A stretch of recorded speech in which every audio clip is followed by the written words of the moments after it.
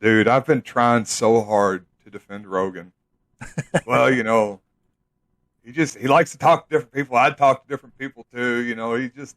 I think he's just pushing back, but it was bad like the past 8-9 days.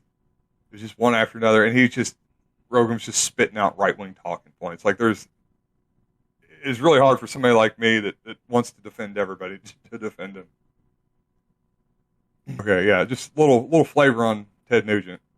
The political firebrand Ted Nugent, a darling of the far right, is campaigning at this moment with the Texas gubernatorial candidate Greg Abbott. This despite Nugent's recent characterization of President Obama as a, quote, subhuman mongrel. Abbott, who is the state attorney general, invited Nugent to a... That's not as bad as some Obama stuff I've heard, but... Is that racist, you think? Subhuman? That's got to be racist. That's got to be racist. Well, the mongrel thing, I guess refers to that he was mixed race. The subhuman probably would be racist, yeah. This is a weird guy. I dug into him a little bit for this episode, and he is a weird fucking guy, dude. Yeah. Here is Ted Nugent defends helicopter pig hunting. It's eternal. Anyhow, right. So I called Governor Perry, and I said, Rick, you've got to be kidding me, because everybody knows that wild hogs in Texas are an absolute scourge of a liability. He has a direct line to the governor, apparently. He can just call the governor. Yeah. Hey, Governor, Ted Nugent here.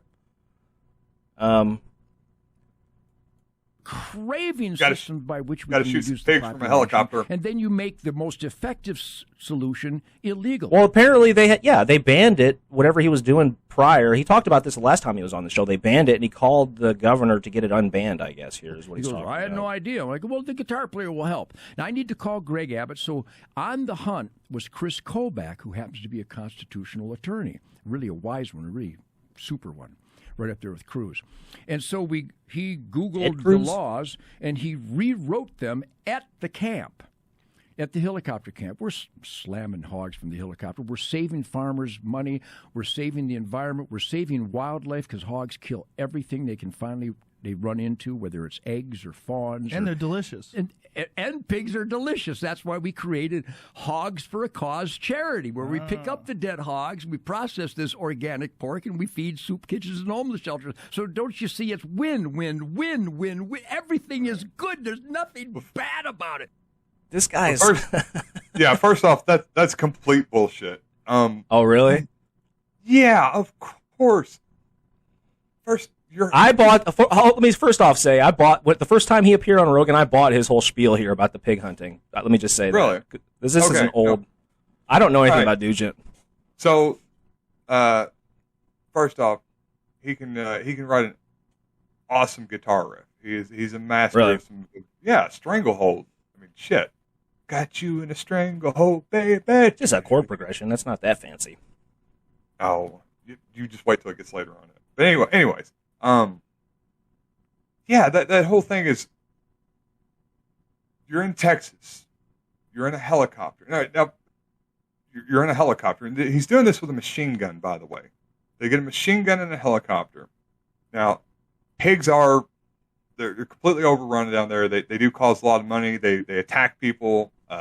They run out in front of people, get hit by cars, destroy farms. So they are a problem that has to be dealt with.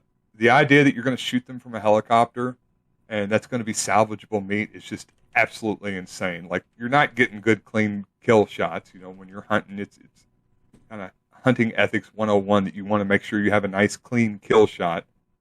Just first off, so the animal doesn't suffer, which is not going to happen in a helicopter with a machine gun. Second off, so you don't ruin the meat. Then you have to imagine you have all these dead pigs somewhere. What do you mean ruin the meat? Like, if you hit the liver or something, like the bladder or something, does it ruin the meat? Or what's something like that? Am I close?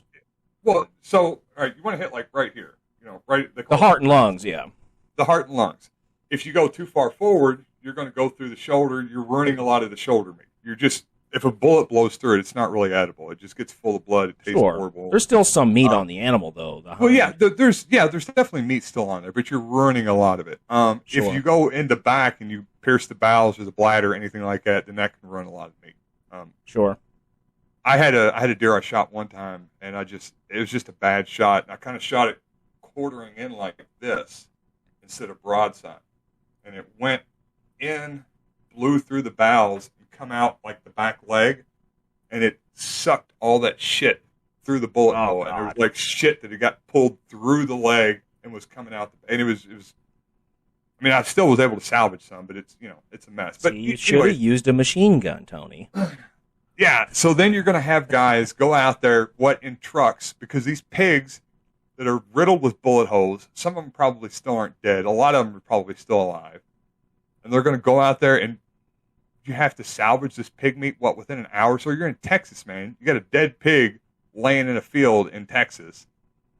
You have to get the blood out pretty quickly, I think, don't you? You have to get out there. You have to bleed them, and you have to get them on ice. You have to get them refrigerated. It's freaking hot. It's 80 degrees. You don't want to have them laying out there more than like an hour or two. His charity, he said, is paying to process all these pigs. That's a lot of money to process the meat. But you sound skeptical of the whole thing. I'd be surprised if he killed 50 pigs, if he had 50 pounds of meat to show for it. That's what I'm getting. It's just wasteful. It's cruelty for the sake of cruelty.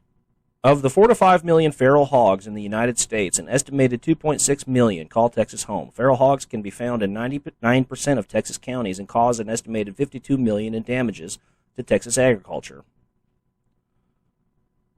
Yeah. I mean, it's a legit problem. I don't think that's a legit solution. And I don't think Ted Nugent blasting him out of the sky with a machine gun is probably the best way to conserve the environment. No. And the biggest gripe, if the hogs need to be called, and they do need to be called, just do it ethically. Don't be blasting them. That's just it's literally the cruelest way you could do it. Those hogs are going to be down there suffering because you're not getting clean shots on them. For sure, dude. It's disgusting. That's not the way you're supposed to hunt. Yeah, that's hunting rule number 1. Don't make the animal suffer. Don't take a bad shot. Don't take a bad shot. Don't do what I did. And how long before Ted Nugent blasts some fucking 4-year-old away? I mean, this guy's obviously not all there. There's a reason they call him the Motor City Madman. So, just saying. I don't know. I hear him talk about the gun safety and the hunting culture stuff, and I get on board with all that. He promotes responsible gun use. I don't know if hunting from a helicopter with a machine gun is just I'm sure there's a group of people, like scientists and shit, who are working on this problem, I imagine. And I don't think Nugent isn't cooperating with them. Look, man, it does sound like fun, but it is definitely messed up. Oh, my question is, wouldn't it be better to have wild hogs running around that we could hunt instead of freaking domesticated hogs in the little boxes like we keep them? We looked at the factory farming of hogs. It's horrific. And hogs are smart animals. Wouldn't it be better to have them running around and hunt them every year like a hog season? And I know they're destructive, but to the crops and shit. We do. I mean, that's how he's able to go out there and do it. Hog hunting's not illegal. It's hunting from a helicopter with a machine gun that's illegal. Yeah. But yeah, I mean that's really what they should do. They just can't hunt them fast enough, I guess, huh? Is that the idea? Yeah. They reproduce really quick. And they have huge litters, and apparently they can have like 2 litters a year. They become sexually active after like a year or something. So they just, But no, hey, just make the ticket, a hog ticket, like $10, so anybody can afford it. Unlimited bag on hogs, and just have people go down there to have at them. Well, you could incentivize it, pay people to bring them in, Yeah. And then the government could process the meat and give it to the homeless shelters and shit. Yeah, that's not going to happen. Well, no, that would take people to care about others. This guy has quite. There was these allegations of draft dodging and adopting his girlfriend that they talked about. This was in 2018, the first appearance of Nugent. Let's make it perfectly clear: I did not avoid the draft. I did nothing. Oh, let's go to that. I am not kill that music real quick. Because that was an old school story of an interview supposedly that you shit all over yourself in and high took times. crystal meth. And by the way, Joe, you know me pretty well in the last 3 hours. If I had shit on myself to get out of the draft, do you think for a minute I would deny it? No. I would have that a would be a great riot story. with it. It was a story. What was that about?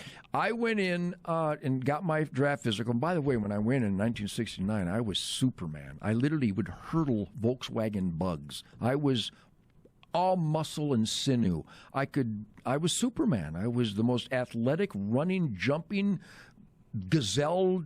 I was the best. I was really good. Yes. Could jump really high. I was a Superman gazelle. Known to man.